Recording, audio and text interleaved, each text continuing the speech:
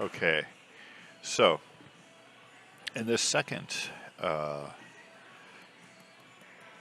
day talking about Wolverine, I want to say that, Wolverine's always been my favorite character in the X-Men, but I have to say I didn't know very much about him. So, you know, obviously, like most of us, I learned something of his history from, his appearances in the MCU movies. Um, and the Wolverine movies and that sort of thing. I have not, matter of disclosure, I have not seen, what is it, Wolverine and Deadpool. I've got no idea if anything in that movie relates to anything in this book because I haven't seen the movie. So, the second book in this collection is called Road of Bones, and it is by David Allen Mack. And Road of Bones is the one that reads, of these three, is the one that reads most just like a straightforward adventure in many ways. It happens at a time in Wolverine's life when he has the adamantium claws and he's sort of a known quantity as somebody who, has these powers. Um,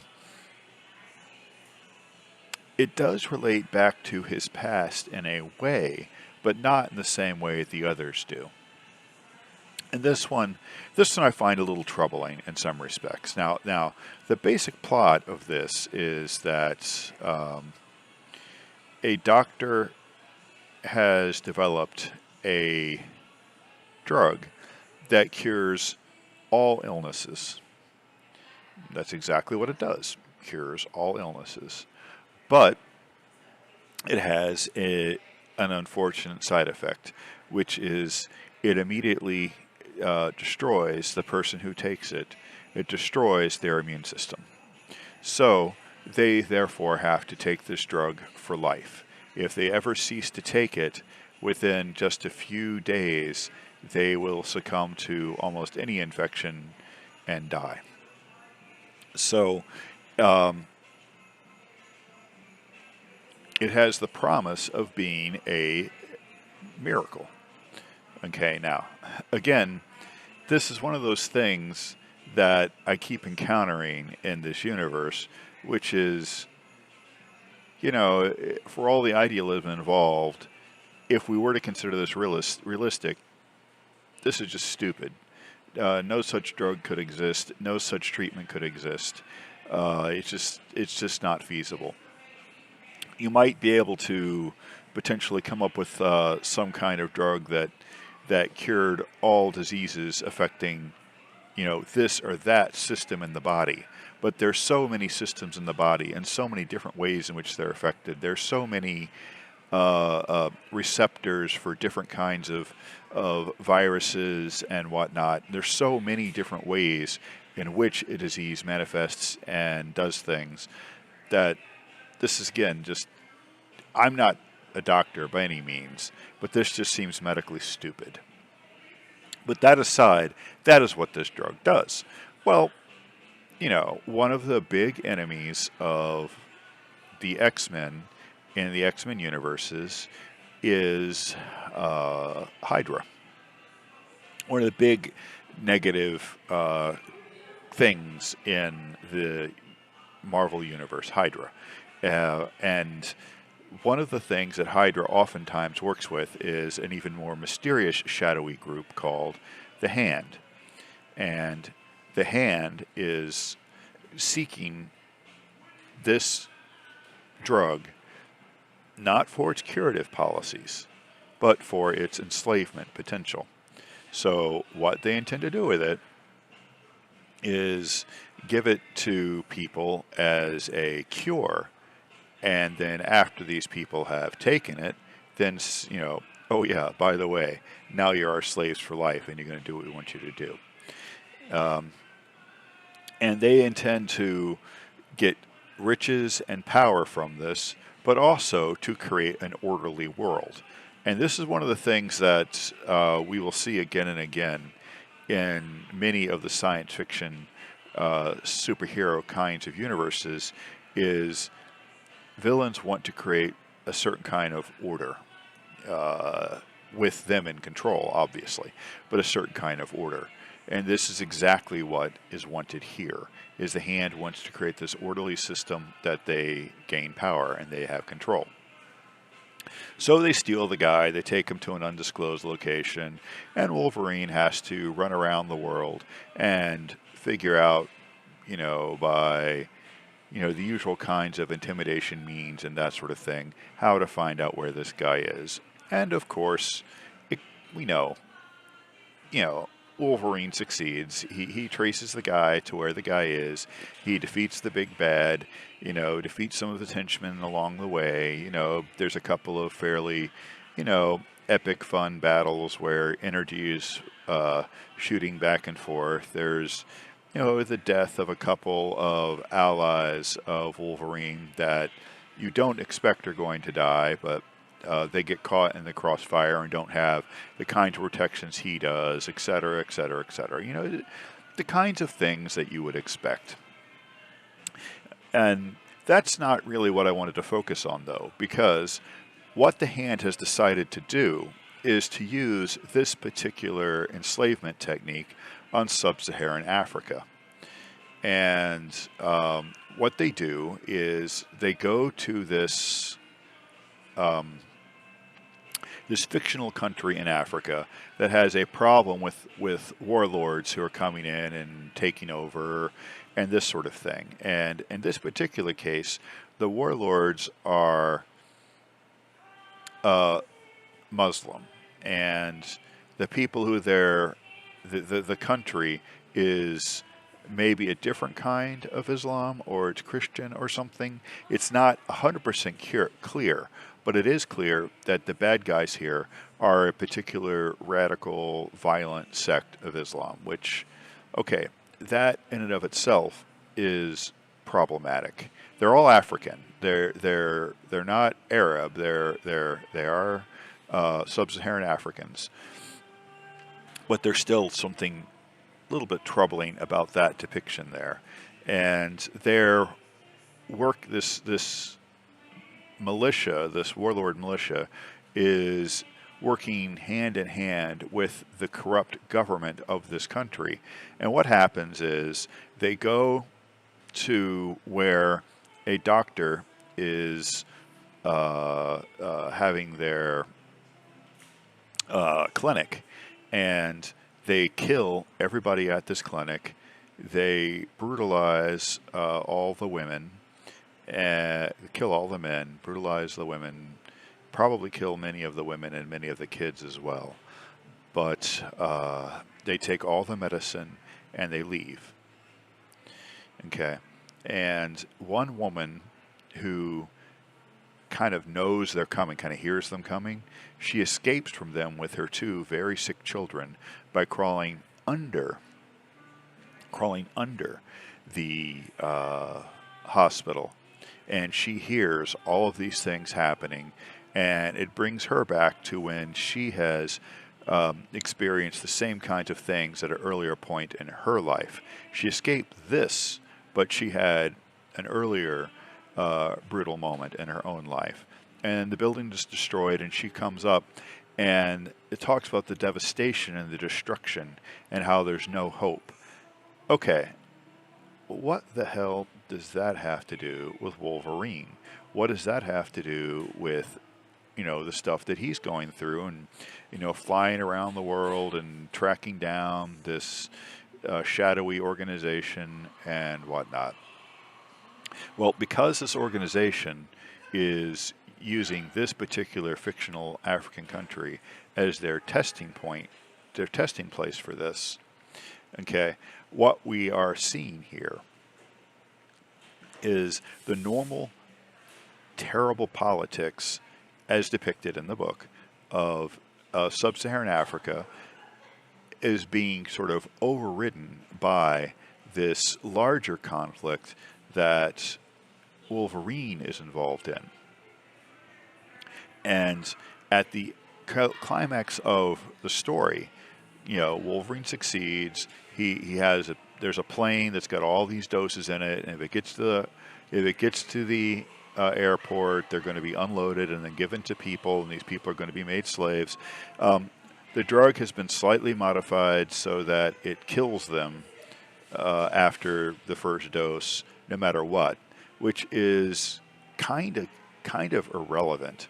It was kind of a bad drug to begin with, but the whole point of it killing people when they first take it, as any kind of enlightened kind of despotism that you might have, begrudgingly given the hand, is gone.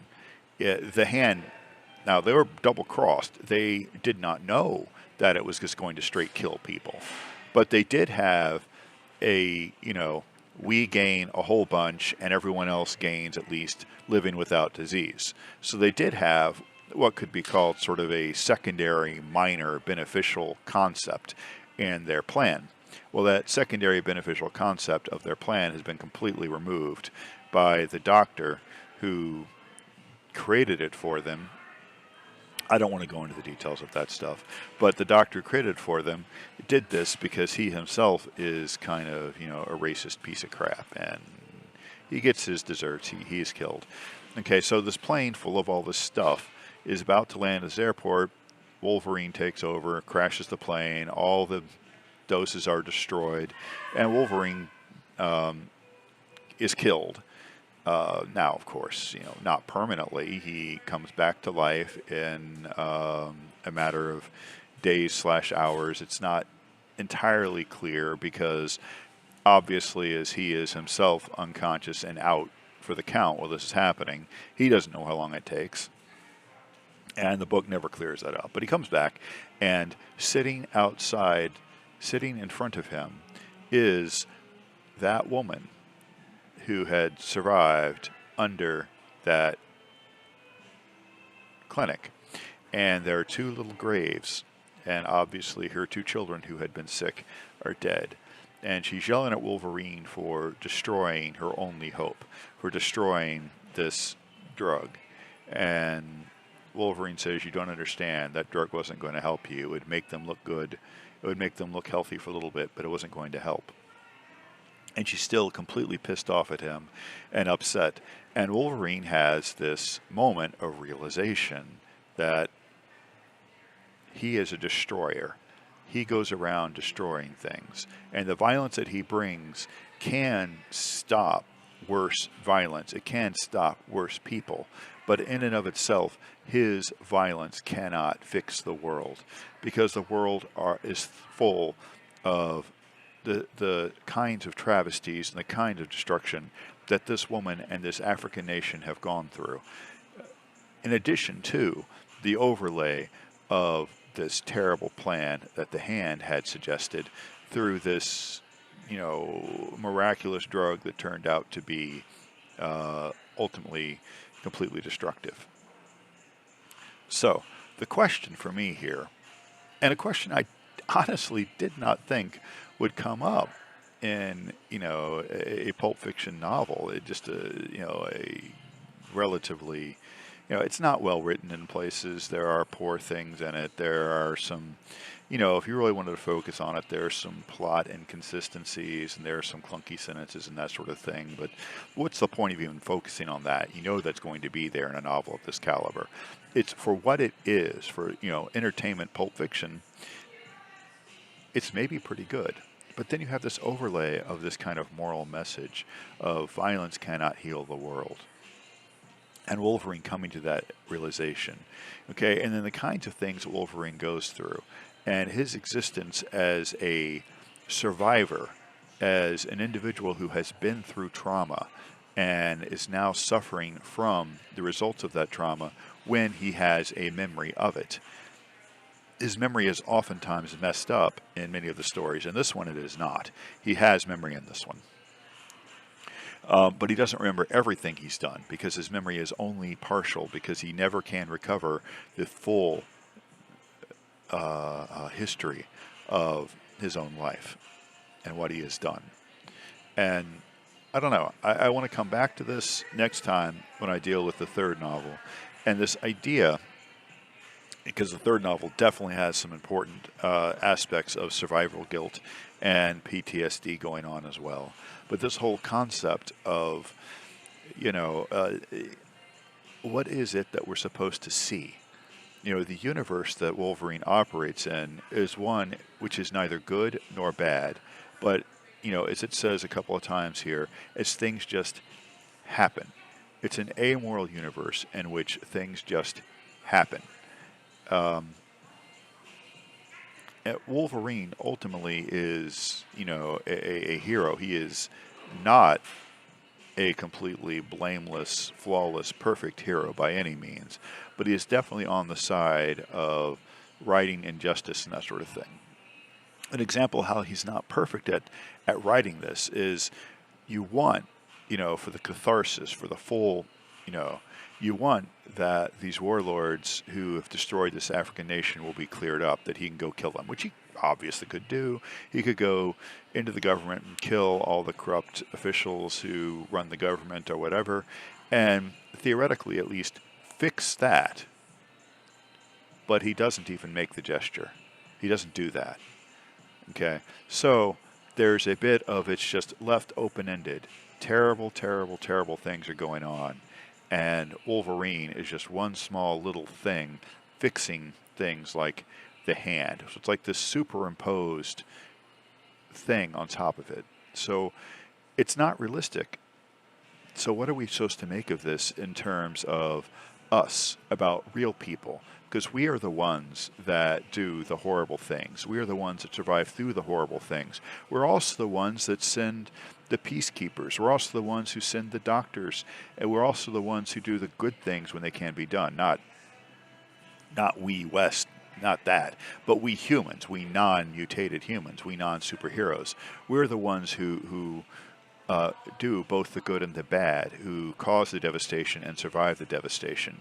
And something like Wolverine is just kind of an overlay on top of this, sort of a super example. But what is he an example of? What are we supposed to gain? What insight into humanity do we gain through this character? So that's for next time. If you have any thoughts, feel free to post them below. And of course, you know, always like and subscribe and all those kinds of things that you always hear from these YouTube videos. All right, that's all for today.